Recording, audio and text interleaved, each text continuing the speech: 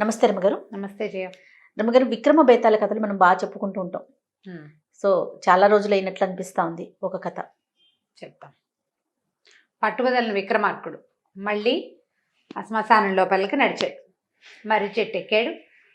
అక్కడున్న కళేబరాన్ని భుజం మీద వేసుకున్నాడు. నడవడం మొదలుపెట్టాడు బయటికి. ఈ కళేబరాన్ని ఆవహించుకుని ఉన్నటువంటి బేతాళికి నవ్వొచ్చింది. నీకు ఎంతగా తెలివయ్యా, ఎంత ఓపిక నీకు, మంచి కథ చెప్తాను విను, మార్గాయాసం తెలియకుండా కథ చెప్తానన్నాడు. ఏం చెప్పాడు? పూర్వం మాళవ దేశానికి రాజసింహుడు అనే ఒక యువరాజు ఉండేవాడు. అయితే యువరాజైనా పూర్తిగా రాజుగారి ఆయన పెద్దగా ఏం చేసేవాడు కదా, ఇతనే అన్నీ చూసుకునేవాడు. ఒకరోజు ఆయన ఉద్యానవనంలో విహారానికి తిరుగుతుంటే ఒక అమ్మాయి నీలాంబరి అని వాళ్ళ ఆస్థాన గాయని ఒక పాట పాడుతోంది. ఎంత బాగుందో పాట. ఈయన సహజంగా కొంత గాయకుడు, కొంత అన్నీ ఉన్నాయి ఈయన, కొంచెం అంటే లలిత కళలో అభినవేశము ప్రవేశము అన్నీ ఉన్నాయి ఆయనకి. చాలా మెచ్చుకున్నాడు పాటని. నీలాంబరి, ఎంత బాగా పాడేవమ్మా, నీ కంఠం ఎంత బాగుందో, పాట ఎంత బాగుంది, ఎంతో అసలు నాకు ఏమంటారంటే మైమరిచిపోయేంత అత్యద్భుతంగా ఉంది పాట అంటే. ఆ అమ్మాయి ఏమంది, ఒక తెలిసిన సంగీతకారుడు ఒక ఆయన సంగీతజ్ఞుడు ఈ పాటకి రాగం కట్టాడండి. మరి అతను కట్టిన రాగం అవటం వల్లే ఈ పాటకి ఇంత అందం వచ్చిందండి అని. సరే, ఈయన ఏమనుకున్నాడు, ఎవరైతే ఈ పాటకి రాగం కట్టాడో అతన్ని పిలిపించారు. ఎంత అద్భుతమైన పాట, ఎంత గొప్ప సాహిత్యం, ఎంత పరమాద్భుతంగా ఉంది, నువ్వు ఏం చూసి ప్రేరణ పొంది రాసావు అని అడిగేసరికి ఇది పట్టేవో అంటే అతను ఏమన్నాడు, రాగం కట్టడమే కాదండి, ఈ పాట కూడా నేనే రాశాను. నా మిత్రుడు ఒక చిత్రకారుడు, అతను ఎంత అందమైన ఒక అమ్మాయి చిత్రం వేశాడంటే ఆ చిత్రం చూసి నాకు అభినవేశంగా ఉత్సాహం కలిగి నేను సాహిత్యం రాసి దాన్ని పాట కట్టానండి. ఈ పాట ఆ అమ్మాయికి చెప్పాను అన్నాడు. అనేసరికల్లా ఒక చిత్రం చూసి, ఇప్పుడు మామూలుగా ప్రకృతిని చూస్తే వస్తాయి సాహిత్యాలు, అవి పుడితే చాలా అందమైన ప్రకృతి, సూర్యోదయమో సూర్యాస్తమయమో, ఓ మామిడి తోట, ఒక కోయిల పాట, ఇవన్నీ చూస్తే మనకు ఒక ఉత్సాహం వస్తుంది. అలాంటిది అది కాకుండా ఒక పిక్చరు, ఒక ఆమె తాలూకు, ఒక మనిషి తాలూకు బొమ్మ చూసి ఇతనికి ఇంత ఉత్సాహం వచ్చిందంటే ఆ బొమ్మ వేసిన చిత్రకారుడు ఎవరు, అదెంత గొప్పవాడు. సరే, చిత్రకారుడిని పిలిపించారు. చిత్రకారుడు ఏం చేశాడు, ఆ చిత్రాన్ని చూపించాడు. నిర్ఘాంతపోయాడు రాజసింహుడు. ఎంత అందంగా ఉందో అమ్మాయి, అసలు కళ్ళు తీయలేకపోయాడు ఆమె మీద నుంచి. ఎక్కడిది చిత్రం, ఇవి నిజంగా ఉన్న మనిషేనా, ఊహాసుందర, నువ్వు ఎవరినైనా చూసి వేసామంటే, అయ్యో దాందే ఉందండి, మన రాజపు పరగణాల్లో చిన్న చిన్న రాజులు ఉంటారు, ఏమంటారంటే సామంత రాజ్యాలు, సామంత రాజ్యం కూడా అనడానికి వీల్లేదు, వీళ్ళలో అంటే జమీందారులు అనమాట. ఒక ఫలానా జమీందారు గారి కూతురు, ఆవిడ పేరు స్వర్ణమంజరి. ఆవిడ గొప్ప సంగీతజ్ఞురాలు, చాలా బాగా పాడుతుంది. దేవాలయంలో ఒక ఆవిడ కచేరీ చేస్తుంటే చూసి, మనిషి అంత పాట బాగుంది, పాట అంత మనిషి బాగుంది, ఆమె సౌందర్యం పట్టలేక నేను ఈ చిత్రం వేశానండి. చిత్రకారుడుగా నన్ను సాటిస్ఫై చేసే సౌందర్యం ఆవిడది, అది అందుకని వేశాను. ఈ వేసిన చిత్రాన్ని చూసి ఈ సంగీతజ్ఞుడు ఒక ఆయన, సాహిత్యం ఆయనే పాట రాసి పాట కట్టాడు. ఆ పాటనే నీలాంబరి నేర్చుకుంది. రాజసింహుడు ఉత్సాహం పట్టలేకపోయాడు. ఇది ఊహాసుందరి కాదు, నిజమే. మనకు పరగణాల్లో ఉన్న ఒక చిన్నపాటి జమీందారు, సామంత ప్రభువులు, చిన్న చిన్న వాళ్ళ అమ్మాయి. వెంటనే కబురు చేశాడు, మీ అమ్మాయిని నాకు ఇచ్చి పెళ్లి చేయమని. తీరా అప్పుడే ఆ అమ్మాయి పెళ్ళి, ఈ ఉత్తరం వెళ్ళింది ఆ రోజు అమ్మాయి పెళ్ళి. ఉత్తరం చూసుకోలే వాళ్ళు, ఈ పెళ్లి హడావిడిలో మా అమ్మాయి పెళ్ళి అయిపోయిందండి, ఫలానా ఇంకొక మాళవ రాజ్యంలో ఒక ఆయనకి ఇచ్చి పెళ్లి చేసేసాము, క్షమించండి అని ఉత్తరం రాశారు. ఆ హతాశుడైపోయాడు ఈ రాజసింహుడు. ఒక ఉద్రేకం, ఒక కచ్చ, ఒక కోపం, ఇంకేమిటో రకరకాల భావాలు వచ్చినాయి. వెంటనే నీలాంబరిని, సంగీతం రాసిన సాహిత్యవేత్తని, ఈ చిత్రకారుని, ముగ్గురిని అరెస్ట్ చేసి ఖైదులో పారేశాడు. వీడావిడిని చూడకపోతే ఆ బొమ్మ వేసేవాడు కాదు, ఆ బొమ్మ చూడకపోతే వాడు పాటలు రాసేవాడు కాదు, అతను రాయకపోతే ఆ అమ్మాయి పాడేది కాదు, అది పాడకపోతే నేను వినేవాడిని కాదు. వినటం వల్ల కదా నాకు ఈ కష్టం నిష్ఠూరము వచ్చినాయి. బాగుంది కదా, ఒక ఉద్రేకం, ఒక కచ్చ. అరెస్ట్ చేసేసాడు. వాళ్ళు పడిపోయారు. రోజులు గడిచిపోయింది. చాలా కాలం తర్వాత, అంటే ఒక ఏడాది 2-3 ఏళ్ళు అలా గడిచిన తర్వాత మాళవ రాజ్యంలో ఈయన ఏదో పనుండి వెళ్తే అక్కడ గొప్ప కచేరీ ఉంది. ఆ మాళవ రాజకుమార్ రాజు గారు ఇతన్ని బాగా ఆహ్వానించాడు. ఇవాళ ఒక మంచి కచేరీ ఉంది, విందురుగాని అన్నాడు. కచేరీలో ఒక జంట పాట చాలా ఆకర్షించింది. ఎంత బాగుందో! ఆవిడ ఎటు కదిలినా, అటు కదులుతూ ఉంటే ఆ కదలికల మీదే ఇతని కళ్ళు తిరుగుతున్నాయి అన్నమాట. ఈవిడెవరు, ఎంతో బాగా పాడుతోంది అని అడిగాడు. ఆయన ఏమన్నాడు, ఈవిడ మీ రాజ్యపు అమ్మాయేనండి, మీ రాజ్యం ఆవిడే, మీ పరగణాల్లో ఉండే ఒక చిన్న ప్రభువు వీళ్ళ నాన్న మా రాజ్యంలో ఉన్న ఒక గొప్ప సంగీతజ్ఞుని వివాహం చేసుకుంది, ఉండండి మీకు ఆవిడతో మాట్లాడిస్తానని ఆవిడని పిలిపించాడు. బాగా దగ్గరకు వచ్చి, మామూలుగా కచేరీలు అంటే ఇలా దగ్గరగా కూర్చోగా అక్కడ స్టేజ్ ఉంటుంది, మనం అక్కడ కూర్చుంటాం. దగ్గరకు వచ్చేసరికి ఇతను గుర్తుపట్టాడు. ఆ అమ్మాయి ఎవరో కాదు, స్వర్ణమంజరే. తను ఏ పిక్చర్ చూసి ఆమె ప్రేమలో పడ్డాడో ఆవిడ. ఆమె చాలా మర్యాదగా నమస్కారాలు చేసింది, ఎంతో వినయంగా, ఎంత పవిత్రంగానో ఉంది మనిషి తీరు. ఇట్లా ఓ రాజుగారు తనని పిలిచి మెచ్చుకున్నందుకు, ఇంకో రాజుగారు తనకి మెచ్చుకోవడానికి, తనను చూడడానికి అవకాశం ఇచ్చినందుకు ఆవిడేం గొప్ప ఫీల్ అవ్వాల, మర్యాదగా మాట్లాడింది. నేను కూడా కాంభోజ రాజవంశానికి చెందిన దాన్నేనండి అని చెప్పింది. కాంభోజ రాజ్యానికి చెందిన దాన్నే, నేను ఆ రాజ్యపు పుత్రికనేనంది. చాలా బాగా మాట్లాడింది. ఈయన అసలు ఎంత సంతోషం వేసిందంటే ఆయనకి ఆ అమ్మాయి వినయము, ఆ విధేయత, ఆ చక్కటి సంగీతము, ఆ తర్వాత ఒక పవిత్రమైన ఆమె ధోరణి, చాలా ఆనందం కలిగింది. సరే ఇంటికి వెళ్ళిపోయాడు. వెళ్ళాక వాళ్ళ ముగ్గురిని విడుదల చేసేసాడు. వెళ్ళిపోండి మీ దారిని మీద అన్నాడు. ఇక్కడ ఆపాడు భేతాడు. ఏ ప్రయోజనాన్ని ఆశించి వాళ్ళ ముగ్గురిని అరెస్ట్ చేశాడు రాజసింహుడు. ఇప్పుడు ఏం జరిగిందని వాళ్ళ ముగ్గురిని వదిలిపెట్టాడు. నీకు తెలిసి సమాధానం చెప్పకపోతే తల 1000 వక్కలవుతుంది, తెలిస్తే చెప్పన్నాడు. రాజుగారు ఏం చెప్పాడు విక్రమార్కుడు. అందులో పెద్ద ఆశ్చర్యానికి ఏముంది, ఒక తాత్కాలికమైన క్షణికమైన ఉద్రేకానికి లోనయ్యి తను ఆశించింది తనకి దక్కలేదన్న ఒక ఉక్రోషంతో అరెస్ట్ చేసాడు. ఎప్పుడైతే తను ఆశించిన వస్తువు, ఒక మనిషి, వస్తువు కాదు ఆమె, ఒక మనిషి, ఆమె అత్యంత గొప్పదైన వ్యక్తిత్వం కలిగింది, చక్కగా వివాహం చేసుకుంది, తమ రాజ్యానికి శోభగా ముందు కాలంలో ఉన్న ఆవిడ పక్క రాజ్యానికి శోభాయమానంగా ఉండటము, అంత గుర్తింపు, రాజుకి ఆమె ఊరు పేరు తెలిసేంత గుర్తింపు సాధించటము, అత్యంత పవిత్రంగా కనపడిన ఆమె యొక్క ధోరణి, వాటి వల్ల నేను ఏ కారణంతో వాళ్ళని అరెస్ట్, ఎందుకు నాది పొరపాటు అని గ్రహించుకొని తన క్షణికమైన ఉద్రేకాన్ని తగ్గించుకుని తన తప్పుని ఇక ఇప్పుడు నేను ఈ పని చేశానని చెప్పక్కర్లా, దానికి ఏం ప్రతిక్రియ, వాళ్ళని వదిలేయటమే అంతే. రాజసింహుడు సహజంగా చాలా గొప్పవాడు, మంచివాడు. క్షణికోద్రేకాలు ఎవరికైనా వస్తాయి కదా, ఆ ఉద్రేకంతో చేశాడు. కానీ సహజంగా అతన్ని దుర్మార్గుడు కాదు. దుర్మార్గుడైతే ఏం చేయాలి, కనపడ్డ అమ్మాయిని మళ్ళీ లాక్కొచ్చుకోవాలి. అతను అలాంటి వాడు కాదు. ఆ పని చేయకుండా ఇలా వీళ్ళని వదిలిపెట్టేసి తన తప్పుకి తగిన ప్రాయశ్చిత్తం చేసుకున్నాడు అని చెప్పగానే భేతాళుడికి నచ్చింది సమాధానం. బాగుంది, బాగా చెప్పావు, కానీ నువ్వు మౌనభంగం చేసావు, నేను పోతున్నా అని శవంతో సహా వెనక్కి తిరిగి పరిగెత్తేసాడు. భేతాళుడు వెళ్ళి ఈ బాడీ మళ్ళీ వెళ్ళి మర్రి చెట్టు మీద కూర్చుంది. ఏం చేస్తాడు విక్రమార్కుడు, మళ్ళీ వెనక్కి తిరిగి శ్మశానం లోపలికి నడవడం మొదలుపెట్టాడు. కథ కంచికి మనం ఇంటికి. సూపర్. మనం చెప్పుకునే రకరకాల సిరీస్ లో విక్రమ బేతాళ సిరీస్ చాలా బాగుంటాయి. ఒక ట్విస్ట్ ఉంటుంది, పిల్లలకి ఇంట్రెస్ట్ కలుగుతుంది వినటానికి కూడా. ఒక ధర్మ సూక్ష్మం ఉంటుంది, ధర్మ సూక్ష్మం ఉంటుంది. సో వీళ్ళు వెంబడి మరికొన్ని చెప్పుకుందాం రామ్ గారు. అలాగే, నమస్తే. నమస్తే రమగారు. పూర్వకాలంలో మునులు, రాజులు దేవుడు ప్రత్యక్షం అవ్వాలని చాలా రోజుల పాటు తపస్సు చేసుకుంటూ ఉండేవారు. సుదీర్ఘ ప్రాంతాలకు వెళ్ళిపోయి ప్రశాంతంగా కూర్చొని దేవుడు రావాలి, కరుణించాలని, వరాల కోసమని. నిజంగా అసలు దేవుడు ప్రత్యక్షం అయ్యేవాడా, లేకపోతే వరాలు ఇచ్చేవాడా? దీనికి సంబంధించి అసలు మనకి ఏమైనా కథలు ఉన్నాయా? బోలెడని కథలు ఉన్నాయి. మనకి రాక్షసులందరూ దేవుడిని ప్రార్థించి చేశారు, అది ఎప్పుడో కృతయుగం నాడు. త్రేతాయుగంలో కూడా ప్రార్థన ఫలించడము, బ్రహ్మదేవుడు ప్రత్యక్షం అవటం ఉంది. ద్వాపర యుగంలో కూడా కనపడుతుంది.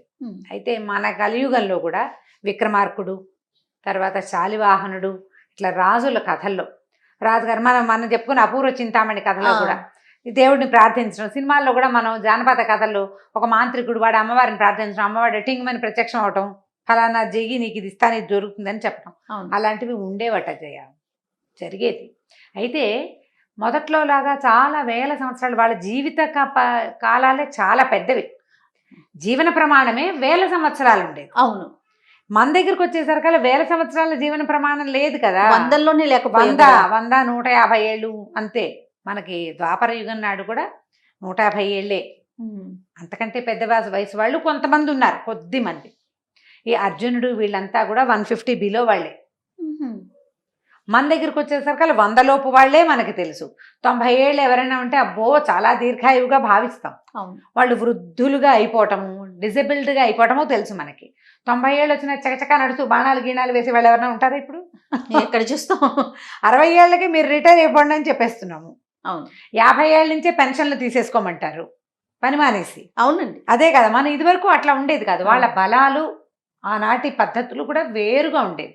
అయితే మన కథా చరిత్సాగరంలో ఇట్లా దేవుడు ప్రత్యక్షం అవటం, చిత్రగుప్తుడు ప్రత్యక్షం అయ్యే కథ ఒకటి చెప్పుకున్నాం కదా మనం. అట్లా ప్రత్యక్షం అవటం అంటే తీవ్ర ప్రకృతి కలిగిన వాళ్ళకి వాళ్ళు ఏ దేవుడిని కోరితే ఆ దేవుడు ప్రత్యక్షం అవటం అనేవి కొన్ని కథలు ఉన్నాయి. బహుశా కఠోర దీక్ష చేసేవారేమో రమ్మగారు కదండి. అవును అవును. సంస్కృతంలో ఒక వాక్యం చెప్తారు, ఉద్యోగినం పురుష సింహం ఉపైతి లక్ష్మి అని. అంటే ఎలాంటి పురుషుడికి లక్ష్మీదేవి లభిస్తుంది అంటే, లక్ష్మి అంటే డబ్బు కాదు, విజయము, స్థైర్యాలు, ప్రాస్పరిటీ. అంటే జీవితంలో ముందుకెళ్ళటం ఎవరికి దొరుకుతుందంటే ఉద్యోగినం పురుష సింహం, ప్రయత్నశీలి అయిన వాడికి దొరుకుతుంది. నువ్వు ఇక్కడి నుంచి అక్కడికి వెళ్ళాలనుకుందాం, మామూలుగా ఒకడు ఇక్కడి నుంచి అక్కడికి వెళ్ళాలంటే ఎలాగైనా వెళ్ళొచ్చు కదా. 4 అడుగులు వేసి వెళ్ళొచ్చు, 1 అంగలో వెళ్ళొచ్చు, 2 అంగల్లో వెళ్ళొచ్చు, లేదా కింద కూర్చుని డేక్కుంటూ వెళ్ళినా వెళ్తాం అంతే. ఇప్పుడు డేకేవాడుగానే ఉంటాడు, నడిచేవాడుగానే ఉంటాడు, పరిగెత్తేవాడుగానే ఉంటాడు. ఇక్కడి నుంచి ఒక్క గంతులో అక్కడ దూకగలిగిన వాడు గొప్పవాడు. వాడు ఒకే గంతు వేసిందే గంతు అంతే. అలాంటి వాడికి ప్రయత్నాలు ఫలిస్తాయి. చేసి అవతల బారేయాలంతే, ఇంకా చావో రేవో. మనం ఈ పదాలు వింటుంటాం. అయితే అది కాకపోతే ఇది, అంతేగాని చేస్తూ ఉండేవి చేసుకుంటూనే ఉంటారు. విక్రమతుంగుడి కథ ఒకటి భలే బాగుంటుంది. చిన్న చిన్న కథలు కథా చరిత్సాగరంలో చాలా ఉన్నాయి. మనం పేద కథలు చెప్పుకుంటున్నాం కదా. బుజ్జి కథ ఒకటి చెప్పుకుందాం. అలాగేనండి. ఏదైనా సరే ప్రయత్నం ఎలా చేయాలంటే డూ ఆర్ డైగా చేయాలి. విక్రమార్కుడు వాళ్ళు అట్లా చేశారు, తమ మెడ నరుక్కుని అమ్మవారిని సాధించారు వాళ్ళు. అలాంటిదే ఈ విక్రమతుంగుడి కథ. ఈ విక్రమతుంగుడు ఒకరోజు ఒక అడవిలోకి వెళ్ళాడు. ఇంకొంచెం మంచి యుద్ధ నైపుణ్యం అవి ఉన్నవాడు. వేటకెళ్ళాడు. వేటకెళ్తే చాలా ఎక్కువ దూరం వెళ్ళిపోయాడు. జనం అంతా ఎక్కడో వెనకాల పడిపోయేసరికల్లా బాగా లోపలికి వెళ్ళాడు అడవిలోకి. ఒక బ్రాహ్మడు, ఒక నాగశర్మ అని ఏదో ఒక ఆయన కనపడ్డాడు. ఆయన ఏం చేస్తున్నాడు, పెద్ద అగ్నిహోత్రం పెట్టుకున్నాడు, ఏదో మంత్రం చదువుకొని బిల్వపత్రాలు వేస్తున్నాడు అగ్నిలో. బిల్వాన్ని సమర్పిస్తున్నాడు. ఈయన ఎవరండి మీరు, ఏమిటి అని అడిగాడు. నేను నాగశర్మ అనే బ్రాహ్మణ్ణి. నీకెందుకు, బ్రాహ్మణులకి ఏవో రకరకాల యజ్ఞాలు హోమాలు ఉంటాయి, నేనేదో యజ్ఞం చేస్తాను. కాదండి, అసలు ఏమిటి దీని వ్యవహారం తెలుసుకోదలుచుకున్నానంటే రాజు రిలాక్స్డ్గా కూర్చున్నాడు. సరే, మరి ఆ ప్రాంతాన్ని పరిపాలించే రాజు సమాధానం చెప్పాలి కదా. నేను అగ్నిహోత్ర ప్రీత్యర్థం ఈ బిల్వాలు వేస్తున్నాను. ఈ అగ్ని గనక నా మీద దయతలిస్తే, అంటే ఆయన నా పూజకి సంప్రీతి అయితే బంగారు బిల్వాలు ఇస్తాడు. ఆ యజ్ఞం ఇది. నేను అందుకని రోజు ఇక్కడికి వచ్చి హోమం చేస్తున్నా. ఎన్నాళ్ళో అయ్యింది చేస్తున్నాడు. ఎప్పటికో అగ్నిహోత్రుడు ఈ బిల్వాలు తీసుకుని ప్రీతి చెంది బంగారు బిల్వాలు ఇస్తాడు. ఇస్తే సంపన్నుడు అవుతాడు కదా. అనేసరికల్లా ఇతను అన్నాడు, అయ్యా నేను కూడా జైనా హోమం అన్నాడు. అనేసరికల్లా ఆయన ఏం చేశాడు, ఇంకొకటి రావచ్చు, రాజు కూడా హోమం చెయ్యొచ్చు ఆ కాలంలో. ఇప్పుడు అంటే మనం ఒక గృహస్థు దగ్గర చేయిస్తున్నప్పుడు బ్రాహ్మడు గృహస్థు ఇద్దరు చేస్తారు కదా. అట్లా ఇప్పుడు రాజుగారు ఆ ప్రాంతానికి ఆయనే గృహస్థు చేస్తానన్నాడు. అనేసరికల్లా సరే మీరు వేయండి అని చెప్పి కాస్త సూచితగా అవ్వండి అంటే అదే నీళ్ళు తీసుకున్నాడు, ఆచమనం చేశాడు, కాళ్ళు చేతులు కడుక్కున్నాడు, వచ్చి కూర్చున్నాడు. హోమం దగ్గర కూర్చుని ఒక గుప్పెడు బిల్వాలు చేసి నాకు నమస్కారం చేసి అగ్నిలో వేసేసరికల్లా అగ్నిలోంచి ఢమఢ అని పెద్ద మోత వచ్చి ఆ యజ్ఞపురుషుడు లేచి వచ్చాడు పైకి. ఒక బంగారపు బిల్వ ఫలాన్ని పుచ్చుకొచ్చాడు. ఫలాలు నిండిన చెట్టు, ఫలము రాజుకు అప్పచెప్పాడు. అప్పచెప్పేసరికల్లా నాగశర్మ ఆశ్చర్యపోయాడు. అదేమిటయ్యా, సంవత్సరాల తరబడి బిల్వహోమం చేస్తున్నాను నేను, నాకు ఒక బిల్వం కూడా నువ్వు ఇవ్వలేదు, ఇంకా ఎప్పుడో ఇస్తావని చూస్తున్నా. ఈ రాజు ఒక్క మాట వచ్చి ఒక్క ఆహుతి ఇచ్చేసరికి ఇట్లా వచ్చావు, ఏమిటి వీడు గొప్ప నా లోపం, వాడు గొప్ప ఏమిటి అడిగేసరికల్లా యజ్ఞపురుషుడు నవ్వాడు. రోజు కొన్ని బిల్వాలు సమర్పిస్తున్నావు, నీ శక్తి అనుసారం కోసుకొచ్చి. రాజు బిల్వంతో పాటు ఈ పూజ నా పూజ నువ్వు స్వీకరించకపోతే మెడ నరికి నీకు భిక్షిస్తానని చెప్పాడు, నీకు ఇస్తానని చెప్పాడు ఆహుతిగా. ఇది నాది, నువ్వు స్వీకరించాలి, నా పూజ నీకు సరిపోవాలి, లేకపోతే కుత్తుక నరికి నీకు సమర్పిస్తానని ప్రార్థించి వేశాడు. అంత తీవ్ర ప్రకృతి ఉన్నవాడికి ఎవరైనా సరే వినవలసిందే మాట. యజ్ఞప్రీతి కోసం కుత్తుక నరుక్కుని ఇవ్వగలిగేంత ధైర్యం, అంత మహాసత్వుడైన వాడు పిలిస్తే పలకాలి, ఎవరైనా పలకాల్సిందే. అవి భగవంతుడు కావచ్చు, యజ్ఞమూర్తి కావచ్చు, ప్రకృతి కావచ్చు, రాజ్యం కావచ్చు, ప్రజలు కావచ్చు. మహాసత్వులకి ఎవరైనా సమాధానం చెప్పి తీరవలసిందే. అందుకని నేను వచ్చాను. ఆయన ఆ బిల్వాలు అవన్నీ ఈయనకే ఇచ్చాడు. ఈయనకేం కావాలో చేయమని చెప్పాట యజ్ఞపురుషుని. తన కోసం కాదు అడిగింది. ఇప్పుడు మహాసత్వతతో పాటు మహాత్యాగ నిరతి కూడా ఉంది. అంతా నాకే కావాలని రాజు అనుకుంటే మహాసత్వం నిలబడదు, స్వార్థపరుడైపోతాడు. అంత ప్రాణాలకి తెగించి చేసేది కూడా పరోపకారం కోసమే చేస్తాడు ఆయన. పాపం బ్రాహ్మడు ఎప్పటి నుంచో చేస్తున్నాడు. ఈ వచ్చిన బిల్వాలు ఆయనకే ఇచ్చాడు. ఆ యజ్ఞేశ్వరుని ప్రార్థించి నా ప్రార్థనను నువ్వు మన్నించినందుకు చాలా థ్యాంక్స్ అని ఆయనకి నమస్కారాలు, వేల నమస్కారాలు చేసి బ్రాహ్మడి కోరిక తీర్చు అని చెప్పాడు. ఆయన గొప్పతనం. ఇప్పుడు ఇంత సత్వమైన ప్రకృతి కలిగిన వాళ్ళని ఇప్పటికీ ఉన్నారు జయ. ఏదైనా మొదలు పెడితే ఆపరు. అవునండి. అంటే భల్లూక పట్టులాగా పట్టుకుని చేస్తారు పని. వాడు ఎప్పుడు సక్సెస్ అవుతాడు. ఇదివరకు అట్లాగా యజ్ఞాలు చేయలేము మనం, యజ్ఞ పురుషులు లేచిరారు. అవునండి. ఈ కాలం అది కాదు. ఇప్పుడు కాలం ఏమిటి, సక్సెస్ది ఈ కాలం. అంతే. నువ్వు ఎంత గట్టిగా ట్రై చేస్తావు, ఎంత మొండిగా ట్రై చేస్తావు, ప్రయత్న లోపం ఉండకూడదు. అస్సలు ప్రయత్నము, తీవ్రమైన ప్రయత్నం చేస్తే కనుక 100% నువ్వు ఏది మొదలు పెట్టినా విజయం సాధిస్తావు. అది కనుక చాలా జెన్యున్ థింగ్ అనుకో. అప్పుడు ఏమవుతుంది, మన చుట్టూతో ఉన్న కాస్మిక్ ఎనర్జీ, మన యూనివర్స్ నీకు సహకరిస్తుంది. నువ్వు నీ సెల్ఫ్ కోసమే చేస్తే నిలబెట్టుకోలేకపోతావు. అదే యూనివర్సల్ థింగ్గా సార్వజనీనమైంది. నీతో పాటు మరో 4 బాగుపడతారు. నువ్వు 100 మందికి ఉద్యోగాలు ఇస్తావు, 10 మందికి అన్నం పెడతావు. అలాంటి పని చెయ్యి, బ్రహ్మాండంగా సక్సెస్ అవుతావు. నీకే పేరు రావాలి, నువ్వు అక్కడే దిగమింగి కూర్చోవాలి అనేది ఎక్కువ రోజులు ఉండదు. అంతే కదా. మనం పాత కథలు వింటుంటామా, వీటి నుంచి ఏం నేర్చుకుంటాం మనం? ఖచ్చితంగా నీతి నేర్చుకోవాలి. ఇంత గట్టి ప్రయత్నము చేయాలి. చేసిన ప్రయత్నము నలుగురికి ఉపయోగపడేలాంటి అద్భుతమైన ప్రయత్నాలు చేసిన వాళ్ళు ఎప్పుడూ సక్సెస్ అవుతారు. ఒక్క అడుగులోనే సక్సెస్ని చూసేయాలి, ఒక్క అడుగులోనే మొత్తం విజయం వచ్చేసేయాలని ఆశించటం, ఏదో ఒక స్టెప్ వేయటం, వెంటనే డ్రాప్ అయిపోవటం, మళ్ళీ ఇంకొక కొత్త అడుగు, వేరే ప్రయత్నం. అది అక్కడ మనం సక్సెస్ని ఎక్కడ చూడగలుగుతాం? అది చూడలేము. ఒకవేళ సక్సెస్ అంటూ రావటం మొదలుపెడితే ఇంకా సాధించడానికి దానికోసం ట్రై చేసుకుంటూ ముందుకెళ్ళాలి. ఆ సక్సెస్ని పంచిపెట్టాలి, ఇతరులకు కూడా ఉపయోగపడేలాగా చేస్తే అది నిలబడుతుంది. ఇలాంటి చిన్న చిన్న కథలు డజన్ల కొద్దీ ఉంటాయి కథా సరిసాగరంలో.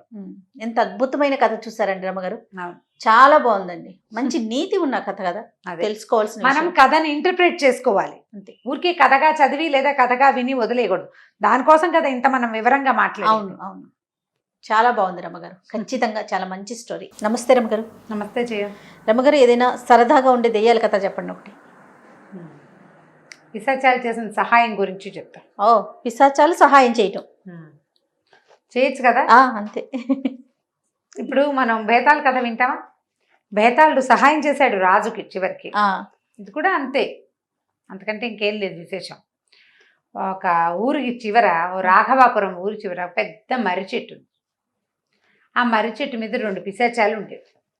చాలా మంచివి, సహాయం చేయాలనే ధోరణి కలిగినవన్నమాట. అవి అటువైపు వచ్చిన వాళ్ళని ఆట పట్టించడాలు అవి చేసేవి కాదు, ఏదైనా హెల్ప్ చేయడానికి చూసేవి. ఒకనాడు ఏమైందంటే ఆ 2 పిశాచాలు సల్లాపాలు ఆడుకుంటున్నాయి, కబుర్లు చెప్పుకుంటున్నాయి. కబుర్లు చెప్పుకుంటుంటే భీమన్న అనే ఆ ఊర్లో ఒక మోదుబరి తాలూకు పనివాడు ఒకడు చకచక చెట్టెక్కాడు. ఒక పెద్ద కొమ్మ వెనకాల అంత వరహాల మూట దాచిపెట్టాడు. వీడు చూస్తే పనివాడికి ఇంత వరహాల మూట ఎక్కడి నుంచి వస్తుంది, అది కూడా తన ఇంట్లోనో ఎక్కడో పెట్టకుండా ఎవరు ఎక్కని మర్రి చెట్టులో దాచిపెట్టాడంటే ఇది దొంగ డబ్బేమో అని అనుమానం వచ్చి ఈ పిశాచాలు రెండు ఏమనుకున్నాయి, ఈ భీమన్న వెనకాల వెళ్దామని ఆ భీముడు వెనకాల పోయేసరికల్లా వీడు ఎక్కడికి వెళ్ళాడు, వరహాల శెట్టి అని ఒక శెట్టి గారింటికి వెళ్ళాడు. ఆయనేమో ఇల్లంతా వెతుక్కుంటున్నాడు. ఏరా వరహాల మూట ఏమైందో కనపడలేదురా అంటే అన్నాడు. ఇద్దరు కలిసి వెతికారు. ఇక్కడెక్కడున్నాయి మూట, అది చెట్టు మీద ఉంది. ఇక వెతికిన తర్వాత కనపడలేదు అయ్యగారు, మీరు ఎక్కడ పెట్టారో, అయినా మీకు ఎవరిచ్చారన్నాడు. ఎవరిచ్చారంటే ఒరే చలమయ్య ఇచ్చాడురా, అతను కొన్ని వస్తువులు మన దగ్గర తాకట్టు పెట్టాడు. తాకట్టు వస్తువు విడిపించుకోవటం కోసం నాకు బజార్లో డబ్బు ఇచ్చాడు. ఆ డబ్బులు తెచ్చి ఇంట్లోనే పెట్టాను అనుకుంటున్నా, అది ఏమైపోయిందో నాకు అనిపించట్లేదు. కాసేపట్లో చలమయ్య ఇచ్చేస్తాడు వస్తువు కోసం అనేసరికల్లా ఈ భీమన్ అన్నాడు పక్కపక్క అనవాడు. ఎందుకంటే దొరగారు అనవసరంగా భయపడతారు, నువ్వు నాకు ఇవ్వలేదని చెప్పండి. బజార్లో ఇచ్చాడు. మామూలుగా తాకట్టు వస్తువులు తీసుకోవాలంటే ఏం చేయాలి, ఆ వస్తువు అక్కడ ఉండగానే అది ఇచ్చి సంతకం పెట్టి తీసుకోవాలి. మీకు రోడ్డు మీద ఇచ్చేసానంటే ఎలా కుదురుతుంది, మనకు ఎలాగూ కనపడలేదు, నువ్వు నాకు ఇవ్వలేదని బొంకేయండి చూద్దాం ఏమవుతుందో, వాడి పాపాన్ని వాడైపోతాడు అన్నాడు. కాసేపట్లో చలమయ్య ఇచ్చాడు. తాకట్టు పెట్టిన బంగారపు వస్తువులు ఉన్నాయి తన దగ్గర. అయ్యా శెట్టి గారు, నేను మీకు ఇందాక డబ్బు ఇచ్చేసే కదా, నా వస్తువులు ఇవ్వంటే, నాకా డబ్బా ఎప్పుడు ఇచ్చావు నువ్వు అన్నాడు శెట్టి. మరి ఏం చెయ్యాలి, అతను ఎన్ని విధాలు అడిగాడు. అదేంటండి అంత అన్యాయం చేస్తారు, నేను డబ్బులు ఇచ్చాను కదా, మీరు పలానా కొట్టు దగ్గర నుంచున్నప్పుడు అంటే నాకు తెలీదు, నువ్వు నాకు ఇవ్వలేదు, నేను అసలు ఆ కొట్టు దగ్గరే నుంచోలేదన్నాడు. చలమయ్య శెట్టి లబో దిబో అని అనుకుంటూ ఇంటికి వెళ్ళాడు. ఇది పిశాచాలు రెండు ఏం చేసినాయి, ఈ చలమయ్య ఇంటికి వెళ్తున్నాడు, ఈ వరహాల శెట్టి గారి ఇంటి దగ్గర నుంచి చలమయ్య ఇంటికి బయలుదేరినాయి అతను వెనకాల పడి. ఆ చలమయ్య ఇంటికి వెళ్ళేసరికల్లా భార్యకి చెప్పాడు, ఏమే అంత వరహాల మూట పట్టుకెళ్ళి వరహాల శెట్టికి ఇచ్చానా డబ్బుల మూట, వాడు నేను ఇవ్వలేదంటున్నాడు దొంగ చచ్చిన వాడు అని తిట్టడం మొదలుపెట్టాడు. సరే అనేసి ఈవిడేమంది, ఎక్కడికో న్యాయానికి వెళ్దాం, అక్కడికి వెళ్దాం, ఇక్కడికి వెళ్దాం. అందుకని న్యాయం ఏమిటే, అది రామయ్య ఇచ్చిన డబ్బులు అవి, రామయ్యవి పొలం కాగితాలు మన ఇంట్లో ఉన్నాయి, అతను నాకు డబ్బు ఇస్తే రోడ్డు మీద ఇచ్చాడు, అందుకని ఆ డబ్బు నేను శెట్టి గారికి ఇచ్చాను. శెట్టి దగ్గరేమో చలమయ్యవి వస్తువులు ఉన్నాయి తాకట్లో, చలమయ్య దగ్గరేమో రామయ్య తాలూకు పొలం కాగితాలు. ఇప్పుడు కాగితాల కోసం వస్తాడే అనేసరికల్లా ఆవిడేమంది, ఇహనేమి తేలిపోయింది, ఆ డబ్బులు ఏమన్నా మనవి కాదు కదా, రామయ్య వస్తే శెట్టి గారు నీతో ఏం చేశాడు, నువ్వు రామయ్యతో అదే చెయ్యి, ఓటి మరి ఇంకంతే అనేసరికల్లా ఈ లోపల రామయ్య ఇచ్చాడు. వచ్చాక బాబు పొలం కాగితాలు ఇప్పించంటే డబ్బులు ఇవ్వు అన్నాడు చలమయ్య. అనేసరికి అదేంటండి ఇందాక మీకు రోడ్డు మీద ఇచ్చా కాదుటండి అనేసరికల్లా, నాకెక్కడ ఇచ్చావు, ఎవరైనా అట్లా చేస్తారా, నీ కాగితాలు మా ఇంట్లో ఉంటే నువ్వు నా దగ్గరకు వచ్చి ఆ డబ్బులు ఇచ్చి కాగితాలు తీసుకెళ్ళాలి, రోడ్డు మీద పొలంలో ఇచ్చే తోటకాడు ఇచ్చా అంటే అలా కుదరదు, నువ్వు నాకు డబ్బు ఇవ్వలేదు, నేను తీసుకోలేదు, నీకు చోటు చెప్పుకోమన్నాడు. దానికి ఎవరైనా సాక్ష్యం ఉన్నారంటే ఎవరు లేరు సాక్ష్యం. మంచి మాట మంచితనం మీదే. చాలా ఈ రామయ్య ఏడుస్తూ ఇంటికి వెళ్ళాడు.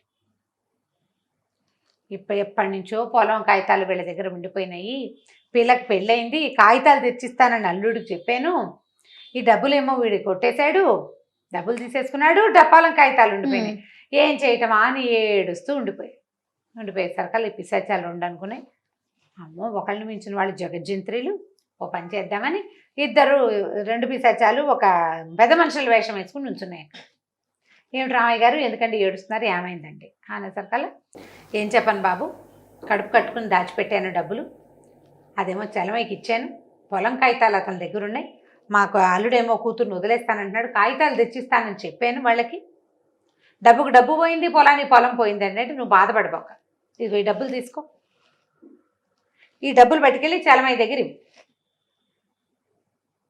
సరిపోతుంది అన్నారు. అనేసరికల్లా సరే రామయ్య అన్నాడు, మీ అప్పు నేను ఎలా తీర్చుకుంటానంటే, తీరుద్దు కానిలే మెల్లిగా, మేము చెప్తాంగా నీ రుణం ఎలా తీర్చుకోవాలో, ముందు మీ అమ్మాయి సమస్య తీరాలి అనేసరికల్లా రామయ్య ఏం చేశాడు, ఆ డబ్బులు మూట పుచ్చుకొని ముందు చలమయ్య ఇంటికి వెళ్ళాడు. ఇదిగో డబ్బు, నా కాగితాలు నాకు ఇచ్చి అనగానే కాగితాలు తీసేసుకున్నాడు. చలమయ్య ఏం చేశాడు, ఇతను బంగారపు వస్తువులు శెట్టి గారి దగ్గర ఉన్నాయి, ఈ డబ్బులు పుచ్చుకుని శెట్టి గారింటికి వెళ్ళాడు. ఒకసారి మోసం చేసావు, ఎన్నిసార్లు చేస్తావు, ఇదిగో నీ డబ్బులు ఇచ్చేసేయి నా బంగారం అని చెప్పేసి ఇవి ఇచ్చేసి వస్తువులు సొమ్ములు తెచ్చేసుకున్నాడు. ఎప్పుడు అయితే ఈ చలమయ్య ఇంట్లో నుంచి బయటికి వెళ్ళిపోయాడో ఒక 10 నిమిషాల్లో రాజభట్లు వచ్చారు. ఏమయ్యా నువ్వెవరో ఇద్దరు పెద్ద మనుషుల దగ్గర డబ్బు అప్పు తీసుకున్నావుట, నువ్వు డబ్బు ఇవ్వటం లేదుట, మరి ఈయన గ్రామాధికారి నిన్ను తీసుకురమ్మన్నాడు. ఎలా ఉన్నవాడిని అలా తీసుకురమ్మన్నారు. చేత్తో డబ్బులు పుచ్చుకుని ఉన్నాడు శెట్టి, డబ్బులతో సహా తెచ్చేశారు. అక్కడ ఇద్దరు పెద్ద మనుషులు కూర్చున్నారు. ఏమయ్యా శెట్టి నువ్వు వీళ్ళ దగ్గర డబ్బులు తీసుకున్నావుట, వాళ్ళకి డబ్బులు తిరిగి ఇవ్వటం లేదంటే నేను ఎక్కడ తీసుకున్నాండి, వీళ్ళు ఎవరో కూడా నాకు తెలీదు, నేను చూడలేదు అసలు వాళ్ళని ఎప్పుడు చూడలేదండి, అసలు వీళ్ళు మన ఊరు వాళ్ళు కూడా కాదంటే, మన ఊరు కాదు పక్క ఊరుట, నువ్వు వాళ్ళ దగ్గర డబ్బులు తీసుకున్నావుట. కాదండి నేను తీసుకోలేదు అంటే, మరి చేతిలో ఉన్న డబ్బులు ఎక్కడి, ఇవి చలమై తెచ్చి ఇచ్చాడండి అంటే, వీళ్ళు ఏమంటారు పెద్ద మనుషులు ఇద్దరు, మేము ఇచ్చాను డబ్బులు, దాని మీద చెట్టు బొమ్మ ఉంటుంది చూసుకోండి, మర్రి చెట్టు బొమ్మ ఉంటుంది మేము ఇచ్చిన నాణ్యాల మీద, అవి ప్రత్యేకమైన నాణ్యాలు. మూటోడు తీశారు, ప్రతి నాణ్యం మీద ఒక మర్రి చెట్టు బొమ్మ ఉంది. ఈ డబ్బులు మావేనంటారు పెద్దవాళ్ళు ఇద్దరు.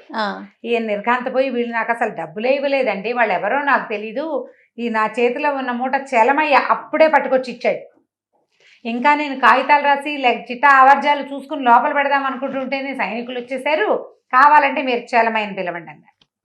పిలవండి అనేసరికల్లా సరే చలమయ్యని పిలుచుకొచ్చారు. మూట సంచి కనపడుతోంది కదా, గోధుమ రంగు సంచి, ఈ మూట నేను ఇచ్చిందేనన్నాడు చలమయ్య. అయితే నువ్వు ఎక్కడి నుంచి తెచ్చావు ఈ డబ్బులు అని అడిగితే, రామయ్య తెచ్చి ఇచ్చాడు అన్నాడు. రామయ్యని కాకేశారు. రామయ్య ఏమన్నాడు, అక్కడ కనపడుతున్నారు కదా ఇద్దరు పెద్ద మనుషులు, వాళ్ళే నాకు ఇచ్చారు. బాబు ముందే డబ్బులు ఇచ్చానండి, డబ్బులు ఇస్తే చలమయ్య గారు నువ్వు నాకు ఇవ్వలేదన్నాడు, చలమయ్య గారు కూడా అదే చెప్తున్నాడు, శెట్టి గారు నాకు ఇవ్వలేదన్నాడు అని. అప్పుడు ఈ పెద్దవాళ్ళు ఇద్దరు మా ఇంటికి వచ్చారండి, పెద్ద మనుషులు వాకిట్లో కనపడ్డారు, నీకు పొలం డబ్బులు పొలం కాగితాలు తెచ్చుకోమని నాకు డబ్బు ఇచ్చారండి, వీళ్ళే నాకు డబ్బు ఇచ్చింది. అప్పుడు ఇదంతా అయ్యేసరికల్లా పెద్ద మనుషులు ఇద్దరు టింగమని మాయమైపోయారు. పిశాచాలు రెండు మాయమైపోయింది, కనపడ్డం అనేసి. అప్పుడు ఈయనకు అర్థమైంది గ్రామాధికారికి ఇక్కడ ఏదో జరుగుతోందని. ఇప్పుడు మొట్టమొదట రామయ్య డబ్బులు తెచ్చిచ్చాడు, అవి చలమయ్యకి ఇచ్చాడు, చలమయ్య శెట్టికి ఇచ్చాడు. శెట్టి దగ్గర ఉండాల్సిన నాణ్యాలు ఏవి, మర్రి చెట్టు మీద ఉండే పిశాచాలు ఇక్కడికి ఎందుకు వచ్చినాయి? ఆయనకి డౌట్ ఎవరి మీద వచ్చింది, భీమన్న మీదకి వచ్చింది. 2 చెంపకాయలు కొట్టి, నిజం చెప్పు చలమయ్య, శెట్టి గారి దగ్గర ఉండాల్సిన డబ్బులు చలమయ్య ఇచ్చిన మూట ఏం చేసావు నువ్వు అనగానే అతను ఏం చెప్పాడంటే, మర్రి చెట్టు మీద దాచిపెట్టాను అనగానే గ్రామాధికారి 4 పోయారు, చెట్టెక్కారు. చెట్టెక్కి చూస్తే డబ్బులు ఉన్నాయి. ఆ డబ్బులు దింపుతుంటే అంతకుముందు వీళ్ళకి ఇద్దరు పెద్ద మనుషులు వచ్చి డబ్బు ఇచ్చామని చెప్పారు కదా, వాళ్ళిద్దరు చిటారు కొమ్మని ఆ పెద్ద మనుషుల వేషాల్లో కూర్చుని కనిపించారు. అప్పుడు వీళ్ళకి అర్థమైందనమాట. గ్రామాధికారి నాడు, చూడు నువ్వు మనుషులు మోసం చేస్తారండి, పిశాచాలు వాటికి ఇంకే జీవితం లేదు, అవి సరిగ్గా చేసినాయి, ఒకళ్ళనొకళ్ళు మోసం చేసుకుంటూ ఉండటమే. ఒక్కడైనా మీరు ఇప్పుడు వరహాలు సెట్ అయినా నిజం చెప్పాలి, డబ్బులు పోయినాయి అని, చలమయ్య అయినా నిజం చెప్పాలి. మీ ఇద్దరు కలిసి ఒక పేదవాడి కడుపు కొట్టడానికి చూశారు, దానికి కారణం ఇంకో పేదవాడి వాడు దొంగతనం చేయటం వల్ల. ఆ డబ్బులు తీసి ఎవరి డబ్బులు వాళ్ళకి ఇచ్చేశారు. అవి శెట్టి గారివే, ఆ డబ్బు అవడానికి శెట్టి గారివే, కానీ ఆయన మాట తిరిగిపోవడంతో మళ్ళీ వచ్చింది ఇంకో మూట. ఈసారి దయ్యాల డబ్బు వచ్చింది అనమాట. దాంతో ఏమనుకున్నారు, ఎవరిళ్ళకి వాళ్ళు వెళ్ళిపోయారు. అక్కడి నుంచి ఆ ఊళ్ళో జనం ఏదైనా సమస్య రంగానే వచ్చి ఆ చెట్టు దగ్గర నిలబడి తమ సమస్య చెప్పుకునేవాడు. అవి విని ఎవరి పక్షాన న్యాయం ఉందో పిశాచాలే ఆ ఊరంతా తిరిగి డిటెక్టివ్ లాగా కనిపెట్టేవి. బాగుంది. చాలా కాలం పాటు ఆ చెట్టు మీద ఉన్న పిశాచాలు ఆ ఊళ్ళో జనాలకి ఎన్ని రకాలో సహాయాలు చేసేవిట. ఇట్లా మన ఊళ్ళో కూడా ఉంటే బాగుంటుంది కదా. చాలా బాగుంటుంది. బాగుంది, మంచి సరదాగా ఉంది, నీతి ఉంది కథలో. కథ కంచికి మనం ఇంటికి. నమస్తే రమగారు. నమస్తే జయ. రమగారు, మనం గతంలో ఎలుక పిల్లతోటి ఐశ్వర్య అని ఒక కథ చెప్పుకున్నాం, మంచి సరదా కథ. అలాంటి కథలు ఏమైనా ఉన్నాయా? చచ్చిపోయిన ఎలుకతోటి ఒక అబ్బాయి అవును ఎట్లా డబ్బు సంపాదించాడు అని, అనాతో ఐశ్వర్యం అని ఒక కథ ఉంది. ఓహో, అలాంటిదే కదా. ఇది ఇంకొంచెం చిన్న డిఫరెంట్ సినారియో వేరనమాట, కాకపోతే సంపాదన సేమే, బాగుంటుంది కదా. ఒక ఊళ్ళో ఒక భార్య భర్త ఉండేవారు. ఆ భర్త పేరు రాములు. కొంచెం తెలివైన వాడే కానీ ఏమీ లేవు పాపం, ఏదో చిన్నగా పని చేసుకుని బతికేవాళ్ళు. అయితే ఎంతసేపు ఏమంటూ ఉండేవాడంటే, ఒక్క అణ దొరికితే వ్యాపారం చేసి సంపాదిస్తాను, అణ కూడా లేదు మనకనేవాడు. అణతోటి వ్యాపారం ఎలా చేస్తారు బాబా, భలే చెప్తావు అనేది పెళ్ళం. అయ్యో కాదు, అసలు అణ అయినా పుట్టాలిగా మన బతుక్కి, చూడు ఏదో పని చేస్తున్నాం, అన్నం పెడుతున్నారు తింటున్నాం, అణా డబ్బులు కూడా లేవు మన దగ్గర. అణాలంటే ఎప్పటి రోజులు ఇవి, పాతకాలపు కథ కదా. అయితే ఏమైంది, వాడు ఇలా అంటుండగా, ఈ రాములు ఇలా అంటున్నప్పుడు ఆ ఊరు ఆ మోతుబరి వీళ్ళకి ఇతను ఎవరి దగ్గర అయితే పని చేస్తాడో అక్కడ మోతుబరి, ఆ ఇంటి మోతుబరి విన్నాడు. ఏమనుకున్నాడు, ఏమిటో వీడు తెలివి చూద్దాం అని చెప్పి ఏం చేశాడు, ఆ గొడ్ల సావిడి పక్కనే వీళ్ళు గుడిసె, వీళ్ళు అందులో ఉంటారు.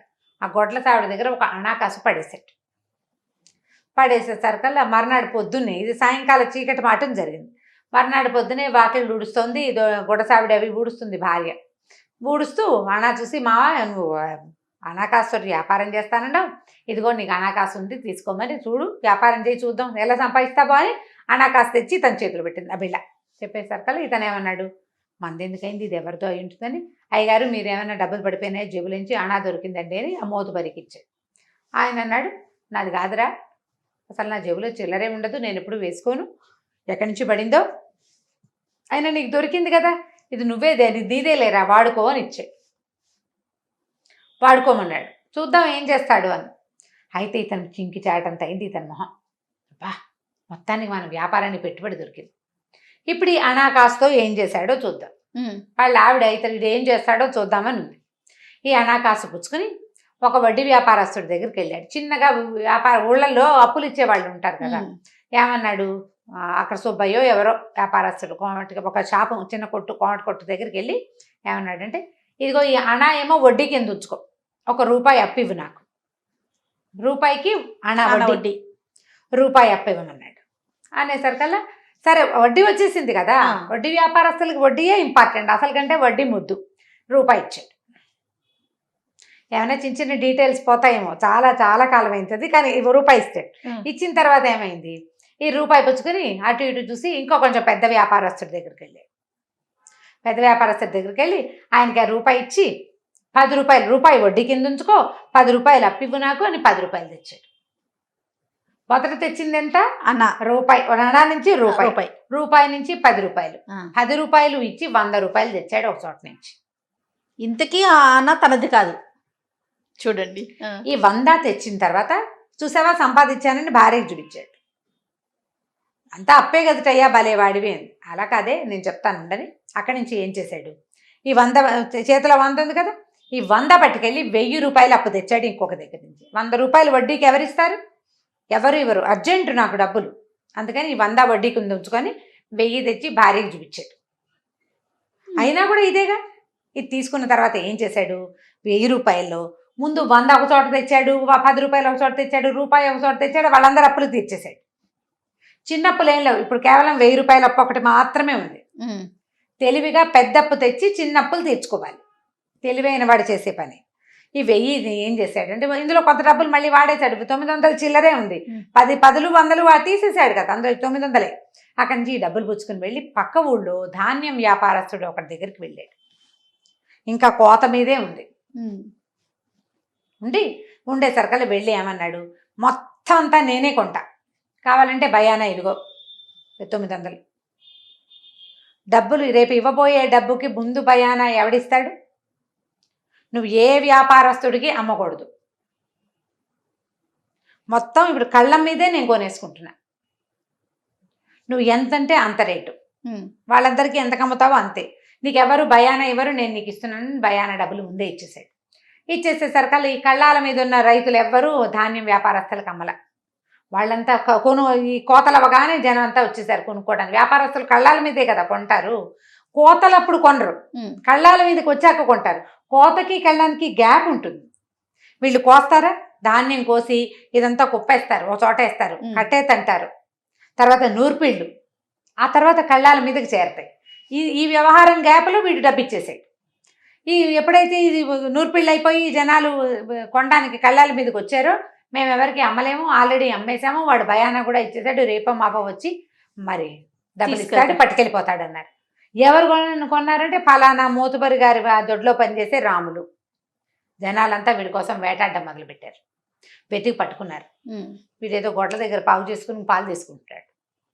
పట్టుకున్నారు, బాబు నువ్వు పక్క ఊర్లో ఉన్న ధాన్యం అంతా కొనేసావట, మేము మారుబేరానికి అమ్మేవాళ్ళం, ఇక్కడి నుంచే తీసుకెళ్తాం, ఇది నాణ్యమైన వస్తువు, రేటు తక్కువ వస్తుంది, అంతా నువ్వు కొనేసావు, ఎట్లాగా అని గోల పెట్టారు. గోల పెట్టేసరికల్లా అతను ఏమన్నాడు, నాకేం అభ్యంతరం లేదు, నేను మొత్తం కావాలనుకున్నా, కావాలంటే మీ బేరం మీద ఒక ₹1000 ఎక్స్ట్రా ఇచ్చి తీసుకెళ్ళండి అసలు వస్తువు మీద అసలు మామూలుగా మీరు ఎంత కొంటారో దాని మీద ఒక 1000 ఎక్స్ట్రా ఇచ్చి పట్టుకెళ్ళిపోయింది, మొత్తం పట్టుకెళ్ళిపోయింది ఒకేసారి, నాకు అక్కర్లా, నేను ఇంకో చోట ఏర్పరచుకుంటాను అన్నాడు. అనుకునేసరికల్లా ఆశ్చర్యపోయారు జనం అంతా. సరే వాడు ఇచ్చేస్తానంటున్నాడు. ఇప్పుడు ఒక్క మనిషి 1000 ఎక్స్ట్రా ఇవ్వాలంటే ఎక్కువ, 10 మంది మీద ఏమి ఎక్కువ, వాళ్ళకి పడేది ఏముంది, 10 బస్తాలు కొనేవాడికి 1000 రూపాయలకి ఇంకో 100, 1100 అయితే పెద్ద పిల్ల ఇబ్బంది లేదు, 2000 అయితే బరువు. సరే వాళ్ళంతా ధాన్యం కొనేసుకున్నారు. ఇతనికి తను ఆల్రెడీ పెట్టిన డబ్బులు కాకుండా ఒక 1000 ఎక్స్ట్రా వచ్చేసింది.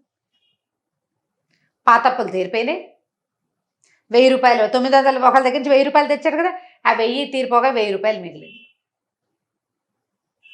ఇక మోతుబరి ఇంటి పక్కన ఖాళీ స్థలం ఎప్పుడో వీడికి ఇచ్చారు ఇల్లు కట్టుకోవటానికి, సొంతంగా ఇల్లు కట్టేసుకున్నాడు ఆ డబ్బులతోటి. వాడి ఇల్లు వాడిదే. మోతుబరికి ఇదంతా తెలిసింది, ఆయన గమనిస్తూనే ఉన్నాడు. ఊరు వీడి తెలివి, ఆనా కాస్తోటి ఇంత వ్యాపారం చేశాడు, 1 రూపాయి వాడిది కాదు అందులో, ఎంత తెలివిగా ఉన్నాడని. సరే ఆయన ఏమన్నాడు, ఒరే 4 ఎకరాల పొలం ఇస్తాను, కౌలుకు చేసుకో, పాలేరుతనం చెయ్యొద్దు, నువ్వు ఇల్లు వాకిలి ఉన్నాయి, నువ్వు ఎవరి దగ్గర ఉండక్కర్లా, 2 గొడ్లు కొనుక్కో, మీ ఆవిడ గొడ్లను చూస్తుంది, నువ్వు చేసుకో, వ్యవసాయం చేసుకో అనేసరికల్లా దానికి ఒప్పుకొని 4 ఏళ్ళు తిరిగేసరికి 10 ఎకరాల పొలానికి ఆ సమయం అయిపోయాడు. తెలివి కలిగిన వాడు ఏం చేస్తాడు, వ్యాపారానికి పెట్టుబడి తన తెలివే కానీ డబ్బులు కాదు. డబ్బు మదుపు పెట్టేవాళ్ళు తెలివి తక్కువ వాళ్ళు. తెలివైన వాడు తన డబ్బు పెట్టకుండా, అయితే ఏంటంటే సమయం కలిసి రావాలి వాడికి. ఇట్లా ప్లాన్ చేసేవాళ్ళు మన దగ్గర కూడా ఉన్నారు, ఇప్పుడు చూస్తాం మనం. సజావైన తెలివి, అంతే కదా రమ్మగారు, ఇది చెప్పుకోవాలి మనం ప్రధానంగా. ఇప్పుడు ఏంటంటే మోసపుచ్చే రకంది లేదు ఇందులో, ప్లాన్డ్ గా చేసాడు. ఇప్పుడు మన దగ్గర ఉన్నారు కాబట్టి కాలం కలిసి రావటం అనేది ఒక చిన్న ఫ్యాక్టర్ ఉంటుంది ప్రతి వాళ్ళకి. అవునండి, కాలం కలిసి వస్తే సరిపోతుంది. కలిసి వస్తుందా రాదా అనేది ఇక్కడెక్కడో ఉంటుంది గీత ఒకటి రాసి. చదువుకోలేం కదా మనం, మన ఫేట్ని ఫాలో అవ్వాలి. కాకపోతే రూపాయి పెట్టుబడి పెట్టకుండా 10 రూపాయలు సంపాదించడం ఎట్లా అనేది ఆలోచించి చేయాలి. చూడండి, అనాతో 1 లక్షాధికారి అయిపోయాడు. అది చాలా బాగుంది రమ్మగారు. రైట్ అండి, ఇంకొక స్టోరీతో కలుద్దాం. నమస్తే అండి. నమస్తే చేయ. ఈ వీడియో కనుక మీకు నచ్చినట్లయితే లైక్ చేయండి, షేర్ చేయండి. మరిన్ని వీడియోస్ కోసం మా ఛానల్ని సబ్స్క్రైబ్ చేసుకోండి.